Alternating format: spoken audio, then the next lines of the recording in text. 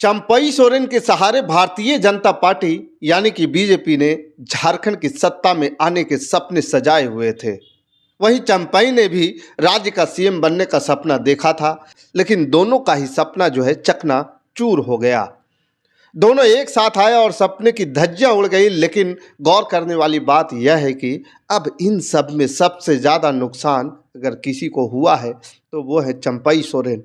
देखिए, बीजेपी को कोई खास फर्क नहीं पड़ने वाला है। वो सत्ता में थे ही नहीं, इस बार भी सत्ता में नहीं है और विपक्ष की भूमिका पिछले बार भी निभा रहे थे और इस बार भी निभा रहे हैं। लेकिन चंपई सोरेन का राजनीतिक भविष्य अंधकार में आ गया। वो ना तो इधर के रहे और ना ही उधर के रहे। उनका राजनीतिक भविष्य जो है अधर में लटका हुआ है और अब उन्हें समझ में नहीं आ रहा है कि वो जाए तो कहाँ जाए। चंपई का आगे का प्लान क्या है? क्या वापसी की राह तलाश रहे हैं चंपई सोरेन? क्या उनकी जो है ये राह इतनी आसान होगी? लेकिन अब जो है चंपई सोरेन के प्रति जो है लोगों के मन में बड़े बड़े सवाल उत्पन्न होने लगे हैं। क्या चंपई सोरेन को जेएमएम ज्वाइन कर लेना चाहिए?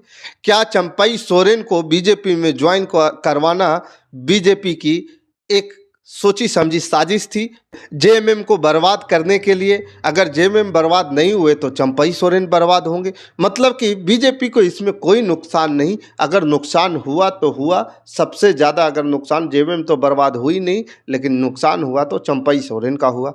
चंपई सोरेन के बेटे भी हार गए। ये तमाम प्रकार के जो सवाल जो हैं क्या कुछ घूम रहे हैं और चंपई सोरेन आगे क्या कुछ करने वाले हैं और बीजेपी क्या कुछ सोच रही है और जेएमएम के हेमंत सोरेन भी क्या चाहते हैं। दोस्तों नमस्कार, मैं हूं पवन चंचल और आप देखना शुरू कर चुके हैं जनजोश न्यूज। अगर आप इसे फेसबुक पे देख रहे हैं तो फॉलो कीजिए और यूट्यूब पे देख रहे हैं तो सब्सक्राइब कीजिए। चंपई सोरेन जब बीजेपी में शामिल हुए तो बीजेपी के दिग्गजों को आला कमान का यह फैसला बिल्कुल पसंद नहीं आया था। जब चर्चाएं ही चल रही थी चंपई शायद बीजेपी का दामन थाम सकते हैं, तब उसी दौरान जो भी बीजेपी के दिग्गज नेता झारखंड के थे आला कमान को लगातार समझाने में लगे हुए थे कि चंपई अगर बीजेपी के साथ आएंगे तो नुकसान बीजेपी को होगा। लेकिन उस वक्त बीजेपी के आला कमान ने अपने दिग्गजों की बात नहीं मानी और चंपई को बीजेपी में शामिल किया। नतीजा यह हुआ कि बीजेपी के अपने ही नेता चंपई की एंट्री से नाराज हो गए और दावा यहां तक किया गया कि चंपई के सहारे जिस कोल्हान को जीतने का सपना बीजेपी देख रही थी उसी कोल्हान में बीजेपी के लोग ही चंपई को हराने की कोशिश में लग गए। नतीजा यह हुआ कि कोल्हान रीजन की 14 सीटों में से सिर्फ 3 ही सीटें बीजेपी के खाते में आई और इनमें जमशेदपुर पूर्वी से रघुवर दास की पत्नी पूर्णिमा दास और जमशेदपुर पश्चिमी से सरयू राय और सरायकेला सीट से खुद चंपई सोरेन, जिन्हें कोल्हान के टाइगर कहा जाता था, वही बीजेपी के कोई फायदा नहीं पहुंचा पाए, अपने बेटे को नहीं जिता पाए। क्योंकि जो 3 सीटें बीजेपी के खाते में आई उसमें से चंपई की सीट अगर हटा दी जाए तो बाकी दोनों ही सीट जो है उम्मीदवारों के अपने प्रभाव से जीती हुई सीट, यानी कि चंपई उन सीटों पर कोई प्रभाव नहीं चला। क्योंकि पूरे चुनाव के दौरान यहाँ भी देखा गया कि जिस तरह से खासकर सरायकेला सीट पर पहले तो पूरी कोल्हान रीजन में खास तौर पर सरायकेला सीट पर हेमंत सोरेन ने अपनी इतनी अच्छी फील्डिंग कर दी थी कि चंपई सोरेन किसी और सीट पर तो ध्यान दे ही नहीं पाए। वो अपनी ही सीट पर फंसे रह गए क्योंकि चंपई सोरेन को हराने के लिए हेमंत सोरेन ने अपने कार्यकर्ताओं से साफ साफ निर्देश दे दिए थे कि सरायकेला सीट को कोल्हान रीजन में बीजेपी की कड़ी शिकस्त मिलनी चाहिए। और हेमंत सोरेन की वो जो तैयारी थी कि नतीजे जो साफ साफ दिखाई भी दिए, खासकर कल्पना सोरेन कई बार सरायकेला सीट और दूसरी जो कोल्हान रीजन की सीट है उन पर बार बार गई और मैया सम्मान योजना का प्रचार प्रसार किया, महिलाओं से संवाद किया। इसका जो है असर चुनावी नतीजों में दिखाई भी दिया।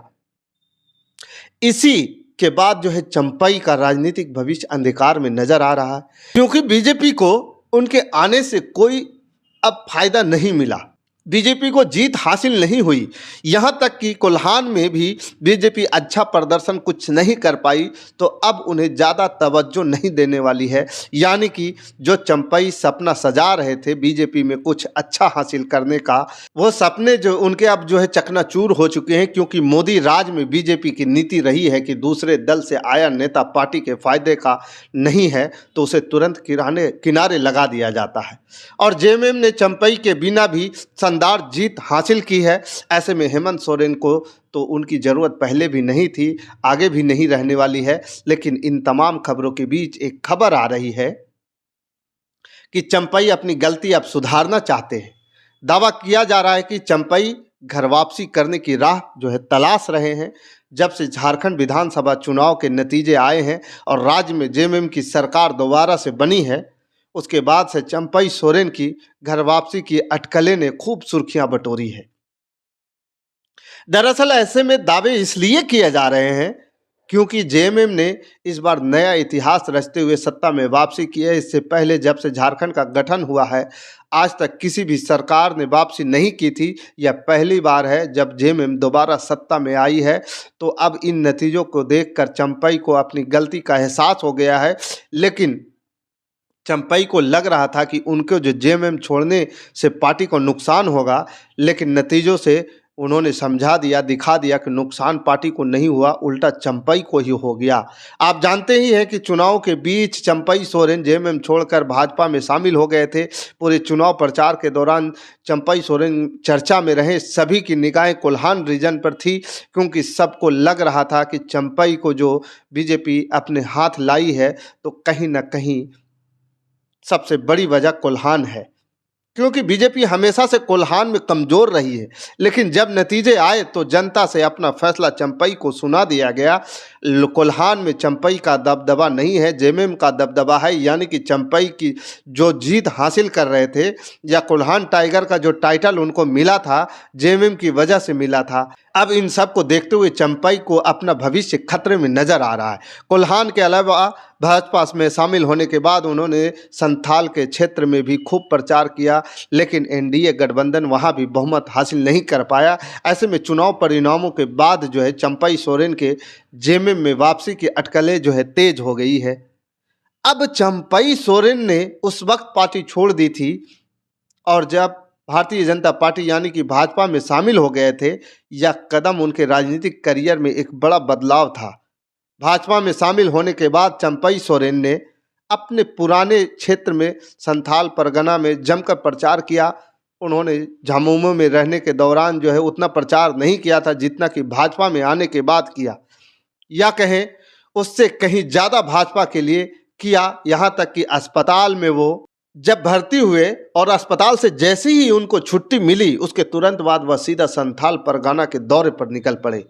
उनकी सक्रियता और मेहनत से साफ था कि भाजपा के लिए जीत हासिल करने के लिए दमखम पूरा लगा चुके हैं, क्योंकि यह भी दावा किया जा रहा था कि उन्हें इस तरह की उम्मीद थी कि बीजेपी आला कमान की तरफ से शायद उन्हें यह ऑफर दिया गया था कि अगर आपके रहते हुए बीजेपी को जीत मिलती है तो आपको सीएम बनाया जा सकता है और इससे बीजेपी आदिवासियों को साथ में भी ली जा सकती है। आदिवासी उससे नाराज हो गए थे जब रघुवर दास को बीजेपी ने जीतने के बाद सीएम बना दिया था और रघुवर दास आदिवासी समुदाय से नहीं आते हैं। उसके बाद नतीजा यह हुआ कि आदिवासी आज तक बीजेपी को पसंद नहीं कर रहे हैं। यह लगातार दूसरा विधानसभा चुनाव है जब आदिवासियों ने बीजेपी को सिरे से नकार दिया, जबकि अगर इस बार चुनाव को देखें तो पूरे चुनाव के दौरान बीजेपी का जो फोकस था वो आदिवासियों पर था और घुसपैठियों का मुद्दा बार बार उठाकर बीजेपी उन आदिवासियों को ही साधने की कोशिश कर रही थी।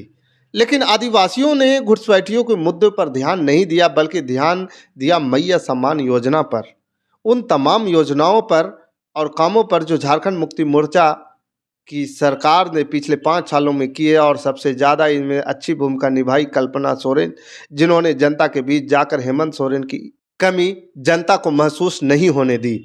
जब वो जेल में थे और इसका नुकसान उठाना पड़ा बीजेपी को भी और चंपई सोरेन के भी, दोनों ही आदिवासी नाराज थे और आदिवासियों की नाराज़गी और ज़्यादा बढ़ गई जब चंपई और बीजेपी ने हाथ मिला ली।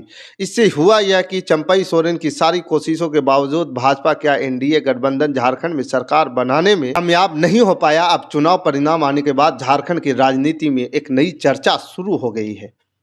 ये चर्चा चंपई सोरेन के झामुमो में वापसी की। हालांकि चंपई सोरेन अब इन सभी अफवाहों को खंडन किया है। अभी तक उन्होंने कई मीडिया संस्थानों को दिए इंटरव्यू में साफ तौर पर कहा है कि वह झामुमो में वापसी नहीं कर रहे हैं। उन्होंने सोशल मीडिया पोस्ट पर भी इन खबरों को अफवाह बताया है। और चंपई सोरेन के इस खंडन के बाद उनके राजनीतिक भविष्य को लेकर कई सवाल उठने लगे हैं। अब देखना होगा कि आने वाले समय में चंपई सोरेन क्या फैसला लेते हैं। चंपई सोरेन क्या, कुछ जानकारों को यह भी कहना है कि जेएमएम विधानसभा चुनाव में करारी शिकस्त देने के बाद अब विपक्षी भारतीय जनता पार्टी को एक बड़ा झटका देने की तैयारी में जुट गई है।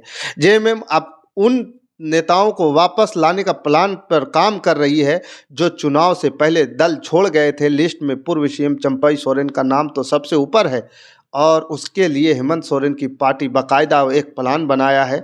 दावा किया जा रहा है कि चंपई सोरेन को 2 ऑफर दिए जाएंगे, जिसमें पहला यह है कि झारखंड मुक्ति मोर्चा दिल्ली की राजनीति का ऑफर देकर उनकी सीट सरायकेला से बेटे को विधायक बनवा सकती है और चंपई सोरेन के बेटे बाबूलाल सोरेन घाटशिला सीट से इस बार बीजेपी के सिंबल पर उतरे थे लेकिन चुनाव हार गए। दूसरा ऑफर यह है कि चंपई पहले की तरह जेएमएम में शामिल हो जाएं और शामिल होकर हेमंत सोरेन की सरकार में मंत्री बन जाएं। अब ये कहा जा रहा है कि फैसला जो है चंपई सोरेन को लेना है। हालांकि चंपई अभी तक यह लगातार कह रहे हैं कि वह शामिल नहीं होंगे जेएमएम में, लेकिन अंदर खाने से जो खबरें आ रही है चंपई को जेएमएम में वापसी करने के अलावा कोई दूसरा रास्ता अभी नज़र नहीं आ रहा। अगर वो वापसी नहीं करते हैं तो उनकी जो है पॉलिटिकल डेथ जो है हो सकती है। राजनीति जो है खतरे में है, अंधकार में है। बाकी इस खबर के प्रति आपका क्या विचार है, आप हमें कमेंट कर जरूर बताइएगा। हमारे साथ बने रहने के लिए धन्यवाद। जय हिंद, जय भारत।